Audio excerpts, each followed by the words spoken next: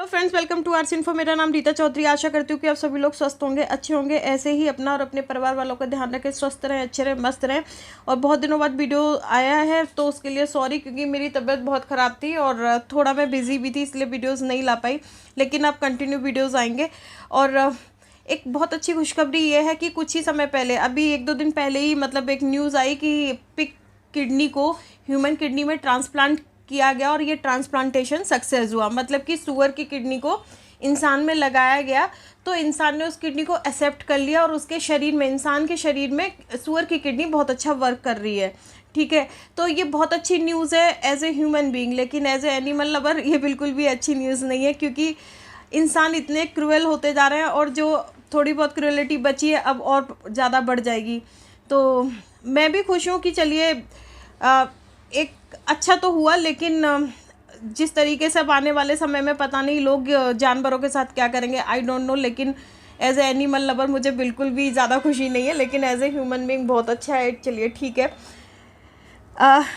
आज का जो सेशन है ये किडनी ट्रांसप्लांट के ऊपर है। सारे एमसीक्यूज़ जो किडनी ट्रांसप्लांट पेशेंट हैं उनके ऊपर बेस्ड है। तो देर ना करते हुए आज के ये सेशन शुरू करते हैं। सबसे फर्स्ट क्वेश्चन है, what should you not eat with one kidney. आप एक किडनी के साथ क्या नहीं खा सकते। मीन्स कि या तो आपका ट्रांसप्लांट हुआ हो या बचपन से ही आपके एक किडनी हो, तो ऐसी सिचुएशन में आप किस चीज़ को ज़्यादा नहीं ले सकते। Sodium, phosphorus, protein in diet, limit the amount of fluid you drink, या ऑल ऑफ द एबव। तो देखिए, इसका कहने का मतलब क्या है कि आप सोडियम ज़्यादा नहीं ले सकते, नहीं ले सकते। आप फॉस्फोरस भी ज़्यादा नहीं ले सकते। आप अपनी डाइट में प्रोटीन भी ज़्यादा नहीं ले सकते।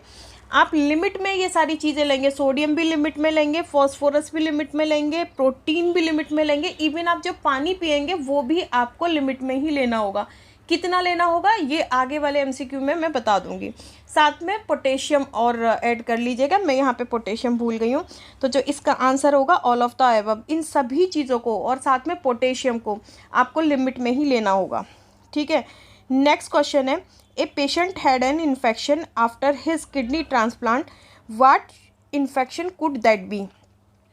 मतलब एक पेशेंट को किडनी ट्रांसप्लांट हो गया है, अब उसके बाद उसको क्या इन्फेक्शन हो सकता है। सबसे फर्स्ट ट्यूबरक्लोसिस, टीबी को सब जानते हैं। ठीक है।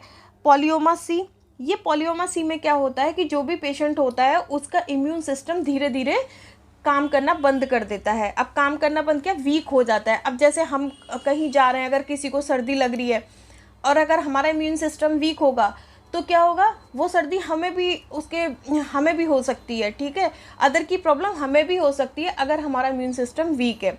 तो पॉलियोमा सी में क्या होता है कि इम्यून सिस्टम वीक होता जाता है। नेक्स्ट क्या है, सी, साइटोमेगलोवायरस। साइटोमेगलोवायरस में क्या होता है, ये क्या करता है, हेपेटाइटिस कॉज करता है। मतलब अगर किसी पेशेंट को ट्रांसप्लांट हुआ है तो उसको हेपेटाइटिस होने के चांसेस बढ़ जाते हैं। तो इसका भी जो आंसर होगा वो क्या होगा, ऑल ऑफ द एबव होगा। नेक्स्ट क्वेश्चन है कि the benefit of calcium channel blocker in renal transplant recipient include. मतलब क्या रीनल ट्रांसप्लांट जो पेशेंट है वो क्या बेनिफिट होगा उसको कैल्शियम चैनल ब्लॉकर से। तो देखिए, इम्प्रूव करेगा ये रीनल हीमोडायनेमिक, या एंटी हाइपरटेंसिव इफेक्ट देगा, या decrease daily dose of CSA, या सम इम्यूनो सप्रेशन। ठीक है। तो जो इसका आंसर होगा वो ऑल ऑफ द एबव होगा। क्यों होगा, क्योंकि अगर किसी को रीनल ट्रांसप्लांट हुआ है तो दैट सिचुएशन में ये इम्प्रूव करेगा रीनल हीमोडायनेमिक सिचुएशन को। साथ में अगर किसी का BP हाई जा रहा है तो उसको भी मेंटेन करने का काम करेगा।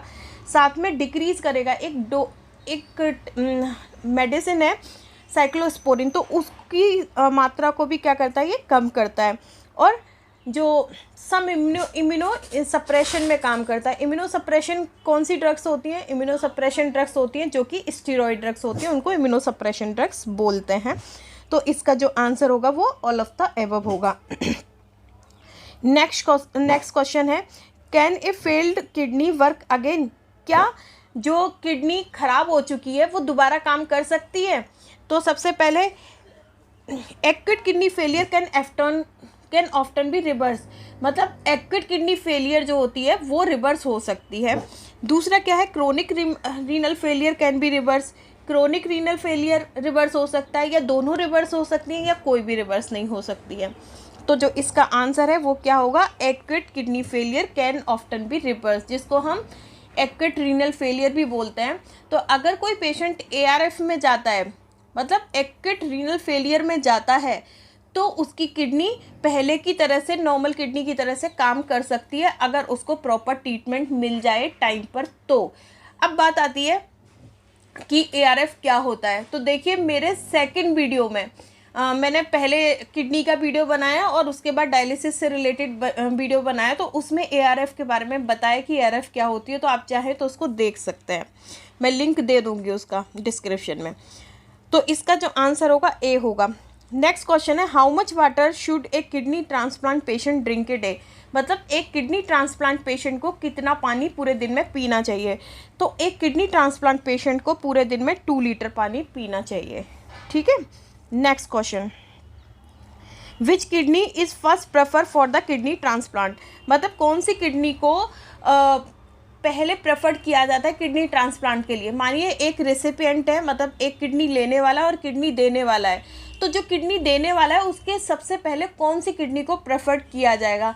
तो इसका आंसर क्या होगा, द लेफ़्ट किडनी, जो डोनर है उसकी लेफ़्ट किडनी को प्रेफर्ड किया जाता है किडनी ट्रांसप्लांट में पहले। लेकिन अगर कोई प्रॉब्लम होती है तभी राइट किडनी को प्रेफर्ड किया जाता है, वरना तो मोस्टली लेफ़्ट किडनी को प्रेफर्ड किया जाता है। इसका रीज़न क्या है ये मैंने सारा लिख दिया है, तो आप चाहें तो पढ़ भी सकते हैं। नेक्स्ट क्वेश्चन है, what method is use for removing A kidney from living donor, मतलब कौन सा मेथड यूज़ होता है लिविंग डोनर से किडनी को निकालने के लिए। तो देखिए इसका जो आंसर होगा, laparoscopic surgery with small incision cut to remove the kidney. इसमें क्या होता है, लेप्रोस्कोपिक सर्जरी होती है और उसमें बहुत छोटा सा कट करके किडनी को रिमूव किया जाता है डोनर की किडनी से। ठीक है। नेक्स्ट क्वेश्चन है, what is the procedure of removal and replacement of damage tissue or organ with healthy one from a donor is called as, मतलब अगर किसी डोनर से आप उसके रिमूव करते हैं या रिप्लेसमेंट करते हैं डैमेज टिश्यू को या ऑर्गन को, तो ये मतलब हेल्दी पर्सन से, तो ये क्या कहलाता है, तो ये क्या कहलाएगा, ट्रांसप्लांट। अब ट्रांसप्लांटेशन कैसे कहलाता है, देखिए कि मानिए कि मेरी किडनी किसी और की भी किडनी ख़राब हो गई, तो दैट सिचुएशन में क्या करेंगे, डोनर से हम उसकी एक हेल्दी पार्ट लेंगे और जो उसका डैमेज टिश्यू है उसको हटा देते हैं और वहाँ पे जो हेल्दी पोर्शन है, जो भी हेल्दी ऑर्गन है वो लगाते हैं। तो ये क्या कहलाता है, ट्रांसप्लांट कहलाता है। अब नेक्स्ट क्वेश्चन क्या है, the transfer of individual own tissue to another part of the body. अब यहाँ पे क्या हो रहा है कि ट्रांसफ़र हो रहा है एक ही पर्सन के टिश्यूज़ का दूसरे बॉडी के पार्ट में, मतलब मानिए कि हाथ के टिश्यूज़ को पैर में लगाया जा रहा है, तो इसको क्या बोलेंगे, इसको बोलते हैं ऑटोग्राफ्ट। ठीक है। नेक्स्ट क्वेश्चन आता है, what is the best age for kidney transplant, kidney transplant के लिए बेस्ट एज क्या है। तो देखिए किडनी ट्रांसप्लांट वाले पर्सन के लिए जो बेस्ट एज है वो क्या है, 45 to 65 ईयर्स ऑफ एज। ठीक है। नेक्स्ट क्वेश्चन है, which of the following are often associated with renal transplant rejection, कौन सी सिचुएशन मतलब एसोसिएटेड करती हैं रीनल ट्रांसप्लांट रिजेक्शन को। ठीक है। तो देखिए इसमें बहुत सारे ऐसे दिए हुए हैं कि increase serum creatinine, increase urine output या डिक्रीज वेट गेन। तो ये तो नहीं होगा क्योंकि कभी भी डिक्रीज वेट गेन नहीं होता है, बहुत तेज़ी से टूटता है, या फिर इंक्रीज यूरिन आउटपुट होगा तो मतलब सवाल ही नहीं पैदा होता है कि भाई किडनी रिजेक्शन है। अब यहाँ पे दूसरा दिया हुआ है, या थर्ड को अगर हम देखते हैं, डिक्रीज यूरिन आउटपुट क्या होगा, कम हो जाएगा। सीरम क्रेटिनिन क्या हो जाएगा, इंक्रीज सीरम क्रेटिनिन बढ़ जाएगा। डिक्रीज वेट गेन होगा एंड इंक्रीज साइक्लोस्पोरिन कंसंट्रेशन। ठीक है। तो इनमें से कोई भी साइक्लोस्पोरिन कंसंट्रेशन बढ़ सकती है, लेकिन इसमें जो एक आ रहा है डिक्रीज वेट गेन नहीं होगा, क्योंकि पानी भरेगा तो ऐसा नहीं हो सकता। तो नेक्स्ट क्वेश्चन आ रहा है इसमें, decrease tacrolimus concentration yes, increase serum concentration yes, decrease urine output yes, increase weight yes. तो इसका जो आंसर होगा वो क्या होगा, डी होगा। ठीक है। अब नेक्स्ट क्वेश्चन हम लोग करते हैं, ये दे रखा है, what is the future of cyanotic kidney.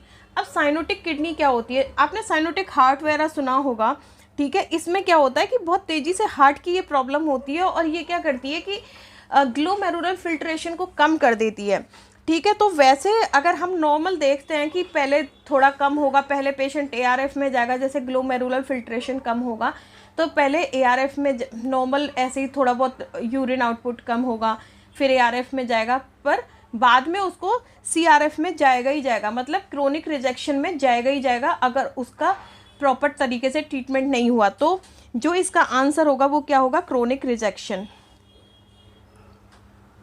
Next क्या है, why is stomach big after kidney transplant. जो स्टमक है वो किडनी ट्रांसप्लांट के बाद बड़ा क्यों हो जाता है, इसका reason due to better appetite after transplant, मतलब ज़्यादा भूख लगती है ट्रांसप्लांट के बाद, या increase too much food intake after transplant, या फूड इनटेक जो है वो बहुत ज़्यादा हो जाता है, या डिक्रीज फूड इनटेक, या ट्रांसप्लांट के बाद कम भूख लगती है, कम खाना खाते लेते हैं, या बोथ A एंड B। तो इसका आंसर जो होगा D होगा, बोथ A एंड B, क्योंकि भूख भी बढ़ जाती है और पेशेंट जो होता है वो खाना भी ज़्यादा लेता है।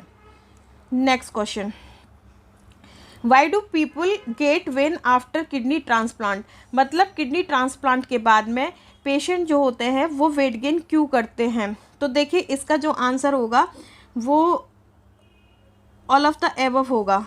ऑल ऑफ द एबव क्यों होगा, देखिए पोटेंशियल फैक्टर कॉजिंग वेटर, ये भी सही है कि पोटेंशियल फैक्टर जो होते हैं वो क्या करते हैं आफ्टर किडनी ट्रांसप्लांट के बाद वेट गेन करने में काफ़ी सहायक होते हैं। दूसरा, जो स्टीरॉयड इम्यूनोसप्रेशन मेडिकेशन जो होती हैं वो प्रोटेक्ट करती है न्यूली इम्प्लांटेड ऑर्गन को, लेकिन उसके होने से क्या होता है, ये सारी इम्यूनोसप्रेशन जो मेडिसिन होती हैं वो स्टीरॉयड ड्रग्स होती हैं, उससे भी वेट गेन होता है।